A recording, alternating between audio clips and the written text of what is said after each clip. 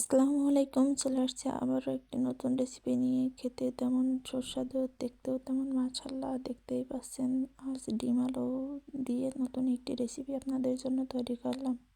প্রথমে 2টি আলু সিদ্ধ করে নেব। সিদ্ধ করে নেওয়ার পরে একটি পাত্রে রেখে মেশিন দিয়ে কুচি কুচি করে নেব। আপনারা চাইলে হাত দিয়ে মেখেও নিতে পারেন, তাহলে ভিতরে গুটি গুটি থেকে যায়। এই জন্য আমি মেশিন দিয়ে কুচি কুচি করে নিয়েছি, যাতে এটা ভালোভাবে হয়। এর ভিতরে আমি আদা, রসুন, পেঁয়াজ বাটা, ঝাল বাটা দিয়ে দিলাম। তারপরে দিলাম 2 চামচ পেঁয়াজ কুচি, ধনিয়া পাতা, স্বাদ মতো লবণ দিয়ে দিলাম। এরপর একটু জিরা গুঁড়া দিয়ে দিলাম। জিরা গুঁড়া পরিমাণ মতো দিয়ে, এতে অনেকটা মশলা লাগে না, সামান্য মশলা দিয়ে এই রেসিপিটা অনেক ভালোভাবে রান্না করা যায়। এরপর একটু হলুদ গুঁড়া দিলাম, 2 চামচ বেকিং পাউডার দিলাম। বেকিং পাউডার ছাড়া আপনারা কর্নফ্লাওয়ার বা আটা দিয়ে এটা তৈরি করতে পারবেন। এটা তারপরে হাত দিয়ে ভালোভাবে মেখে নিলাম। হাত দিয়ে ভালোভাবে মেখলে এটা খুব ভালো হয়।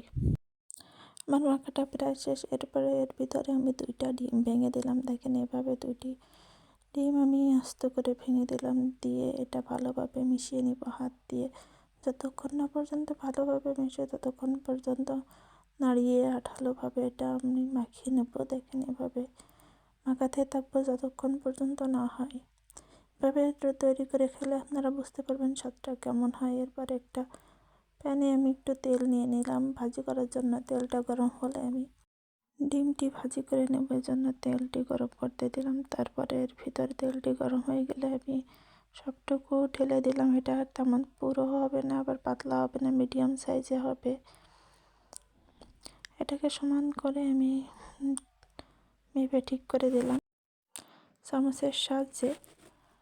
এরপর আমি এটাকে ঢাকনা দিয়ে 2-3 মিনিটের জন্য ঢেকে রাখবো, যাতে তলটা খুব ভালোভাবেই ভাজি হয় এবং কালারটাও আসে। এর জন্য দেখেন, খুব ভালোভাবে কালারটা চলে আসছে, তলপাশে উপর পাশও মোটামুটি হয়ে উঠছে। এরপর আমি একটি প্লেটের সাহায্যে একটি উপর করে উল্টে দেব।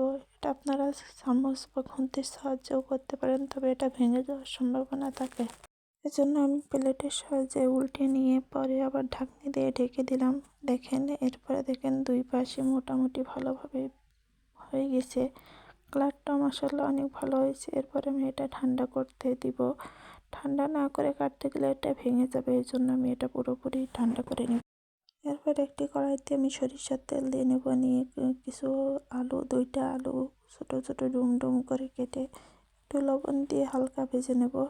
আলুটা আমার খুব পছন্দ, এই জন্য আমি সব কিছুতে আলু দিয়ে খাই। আপনারা চাইলে আলু না দিয়েও খেতে পারেন। আমি এভাবে একটু লবণ দিয়ে আলুটা ভেজে উপরে উঠিয়ে রাখবো। তারপরে এই তেলের ভিতরে 2টা এলাচ, একটা দারচিনি, 2টা লবঙ্গ দিয়ে 30-40 সেকেন্ডের মতো ভাজি করে নেব, তাহলে এর থেকে একটা সুন্দর স্মেল বের হবে। এরপর এর ভিতরে পেঁয়াজ কুচি দিয়ে 2টা পেঁয়াজ কুচি দিয়ে আমি ভালোভাবে লালচেভাবে ভেজে নিচ্ছি। এভাবে যতক্ষণ পর্যন্ত লালচে না হয় ততক্ষণ পর্যন্ত ভেজে নেব। দেখেন, কালারটা একটু চেঞ্জ হয়ে আসছে। এরপর আমি এর ভিতরে আদা বাটা, রসুন বাটা, একটা টমেটো বাটা দিয়ে দিলাম। দিয়ে ভালোভাবে নেড়ে নিলাম। এরপর একটু গরম মশলার গুঁড়ো, জিরা গুঁড়ো, হলুদ গুঁড়া, একটু পরিমাণ মতো ঝাল দিয়ে তারপরে স্বাদ মতো লবণ দিব। তারপর স্বাদ বাড়ানোর জন্য একটু চিনি দেবো। আপনারা চাইলে চিনি নাও দিতে পারেন, তবে চিনি দিলে জিনিসটার স্বাদটা অনেক বেশি হয়, খেতেও অনেক সুস্বাদু লাগে। এরপর আমি ডিমটা কেটে নেব। আমি দেখেন গরম অবস্থায় কাটতে গেছিলাম, এর জন্য মাছ বরাবর একটু ভেঙে গেছে। যদি একেবারে ঠান্ডা করে নেন তাহলে একটু ভাঙবে না, পুরোটাই অনেক ভালো থাকবে। তাই এটা আস্তে আস্তে আমি পিস পিস করে কেটে নিব। এই ডিমটি খেতে অনেক সুস্বাদু হয়। দেখেন, এটা বেশি পুরোও হবে না, পাতলাও হবে না। আমি আপনাদের দেখিয়ে দিচ্ছি। দেখেন, এভাবে করে কেটে নেবেন। সবগুলো আমি ভালোভাবে কেটে ছাড়িয়ে নিছি। এখন দেখেন এটা কেমন লাগছে দেখতে, অনেক ছোট ছোট পিস লাগছে। এরপর আমি কষাইয়ে ভালোভাবে এটা কষিয়ে নেব।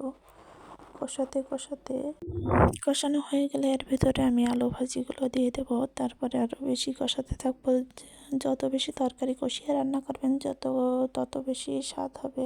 এজন্য একটু বেশি কষিয়ে নিলে স্বাদটা অনেক বেশি আসে, এজন্য আমি ভালোভাবে কষিয়ে নিচ্ছি। এরপর আমি এর ভিতরে 2 কাপ গরম পানি দিব। গরম পানি দিয়ে রান্না করলে রান্নাটা অনেক ভালো হয়। ঠান্ডা পানি দিয়ে রান্না করলে রান্নাটা তেমন হয় না, ভালো হয় না। এজন্য আমি আগে থেকে 2 কাপ পানি গরম করে রাখছিলাম। তারপরে এটার ভিতরে দিয়ে 7-8 মিনিট মতো জাল করে নিচ্ছি। দেখেন জাল করে প্রায় আলুটা সিদ্ধ হয়ে আসছে। আমি আপনাদের দেখিয়ে দিচ্ছি। আলুটা হালকা সিদ্ধ হয়ে গেলে এরপর এর ভিতরে আমি ডিমগুলো দিয়ে দেব। ডিমগুলো আস্তে আস্তে সবগুলো দিয়ে খুন্তি দিয়ে ভালোভাবে নাড়িয়ে এটা ডুবো করে দেব। তাহলে এর ভিতরে মশলার যে স্বাদ সেটা সব ডিমের ভিতরে যাব, খেতে অনেক সুস্বাদু লাগবে। উল্টিয়ে পাল্টিয়ে এটা আমি ভালোভাবে ঝোলের সাথে মিশিয়ে দিব। তারপরে একটা ঢাকনি দিয়ে 5-7 মিনিটের জন্য রেখে দিব। দেখেন রান্নাটা প্রায় শেষের দিকে। ডিমটির ভিতরে রস দেখেন ফুলে অনেক বড় হয়েছে, খেতেও তেমন স্বাদ হয়।